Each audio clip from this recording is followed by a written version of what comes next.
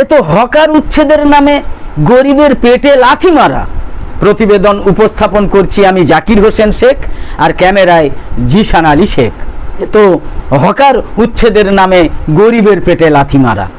রাজ্যে বিজেপি ক্ষমতাসীন হয়েছে কম বেশি 10 দিন হবে।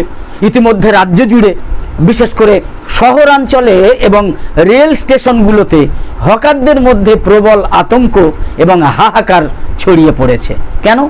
ডাবল ইঞ্জিন সরকারের ডাবল অ্যাকশনে কার্যত দিন এনে দিন খাওয়া গরিব হকারদের এখন পথে বসার জোগাড়।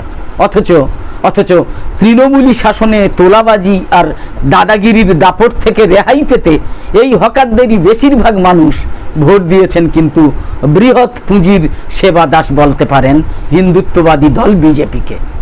প্রধানমন্ত্রী নরেন্দ্র মোদীর গ্যারান্টিতে মুগ্ধ হয়ে এই হকারদেরই বেশিরভাগ অংশ আস্থা রেখেছিলেন পদ্ম ফুলে। স্বপ্ন দেখেছিলেন রাজ্যে বিজেপির ডাবল ইঞ্জিনের সরকার হলে তাদের জীবন সুখের হবে, তাদের জীবন শান্তির হবে। কিন্তু 10 দিন কাটতে না কাটতেই সেই হকারদের অনেকেই এখন কপাল চাপড়াতে শুরু করেছেন। কেউ কেউ ভাবছেন আগে রাম পরে বামের ছলনায় ভুলে শেষ পর্যন্ত নিজের পায়েই কুড়ুল মেরেছেন তারা।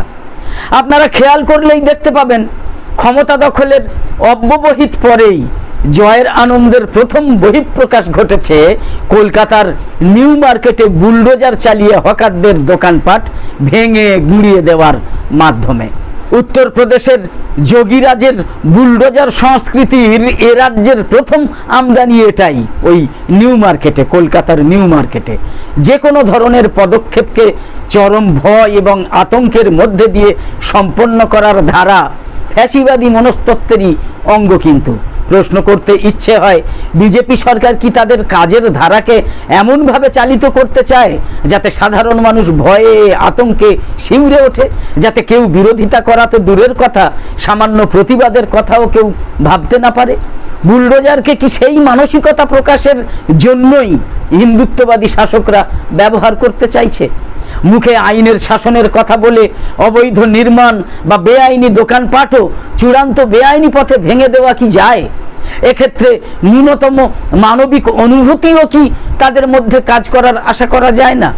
দেখা গেল মুসলিম বিদ্বেষের অতি উত্তেজনায় নিউ মার্কেটের সেই এলাকাকেই বেছে নেওয়া হয়েছিল যেখানে শুধু মুসলিম হকাররাই যেখানে বেশি। কিন্তু পরে কি দেখা গেল? এটা শুধু ওই নিউ মার্কেটের ক্ষেত্রে না হলে হলো, কিন্তু পরে কি দেখা গেল? পরে দেখা গেল একের পর এক বিভিন্ন রেল স্টেশনে প্রতিদিন যে হকার উচ্ছেদ চলছে তাতে হিন্দু মুসলিম নির্বিশেষে সব ধরনের হকাররাই রয়েছেন। শুধু মুসলমানরা তো নেই, বরং বেশিরভাগ হিন্দু রয়েছেন। তেমনি কলকাতার বাইরে আবার জেলা এবং মফস্বল শহরগুলোতে কোথাও হিন্দু হকাররা রেহাই পাচ্ছেন না। সত্যি কথা বলতে কি সেসব জায়গায় হিন্দুদের সংখ্যাই তো বরং বেশি, যেটুকু খবরে অন্তত আমরা দেখতে পাচ্ছি। মনে রাখতে হবে, হকারি হচ্ছে একটা ঐতিহাসিক আর্থসামাজিক সমস্যা, এটা মানি। এখানে ধর্মের তো কোনো ভূমিকা নেই। কর্মহীন মানুষ বেঁচে থাকার জন্য বিকল্প কোনো রোজগারের ব্যবস্থা করতে না পেরে হকারির পেশায় আসতে বাধ্য হয়। তার জন্য আইনের চোখে হকারি অবৈধ হলেও রাস্তার পাশে, ফুটপাতে, স্টেশন চত্বরে তারাই তো পসরা নিয়ে বসেন। যেখানে জনসমাগম বেশি সেখানে হকারও বেশি, এটাই দস্তুর, এটাই নিয়ম। এর দায় সেই গরিব মানুষদের তো শুধু একার নয় যারা হকার হতে বাধ্য হয়। দায় তো আসলে সমাজের, দায় তো আসলে সরকারেরও। মানুষকে রুটি রুজির সুযোগ করে দেবার দায়িত্ব তো সরকারের, এটা তো সবাই সারা পৃথিবী জুড়ে বলা হয়। তো সেই কাজে সরকার যখন পুরোপুরি ব্যর্থ হয় তখন হকার উচ্ছেদ করার কোনো অধিকারও কি সরকারের থাকে? মানবিকতার দিক দিয়ে কি থাকে? আইনত না হলে থাকে। তো সেখানেও তো মানবতা প্রয়োজন। তাছাড়া সামগ্রিক জনস্বার্থে যদি কোনো জায়গা থেকে হকার সরাতেই হয় সেক্ষেত্রে তো তাদের সঙ্গে মানবিক দৃষ্টিভঙ্গিতে আলোচনা করে বিকল্প রুজিরুটির বন্দোবস্ত করেই তো তবেই তো তাদের সরানো উচিত। তা না করে আচমকা বুলডোজার চালিয়ে গরিব মানুষের সামান্য দোকান ভেঙে দেওয়া স্বৈরাচারী ফ্যাসিস্ট সরকারের কাজ হতে পারে, কিন্তু কোনো গণতান্ত্রিক এবং জনকল্যাণকারী সরকারের কাজ কি হতে পারে? কখনোই হতে পারে না।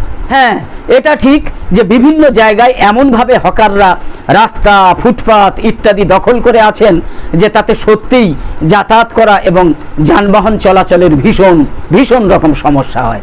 এক্ষেত্রে তো সরকারকেই পরিকল্পনা করে সেই সব জায়গা খালি করে হকারদের অন্যত্র পুনর্বাসনের ব্যবস্থা করতে হবে। এটা তো সরকারের কাজ।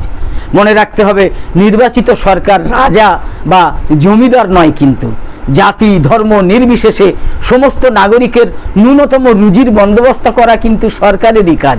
তাদের পেটে লাথি মারা কিন্তু সরকারের কাজ নয়।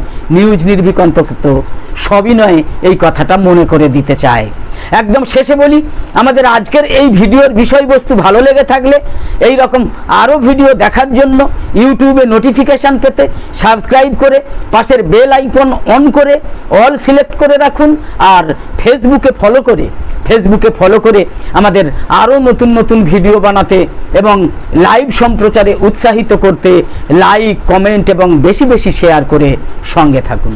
তো আপাতত শেষ করছি। কামনা করি সকলে সবসময় খুব ভালো এবং সুস্থ থাকুন, সাবধানে থাকুন। ধন্যবাদ।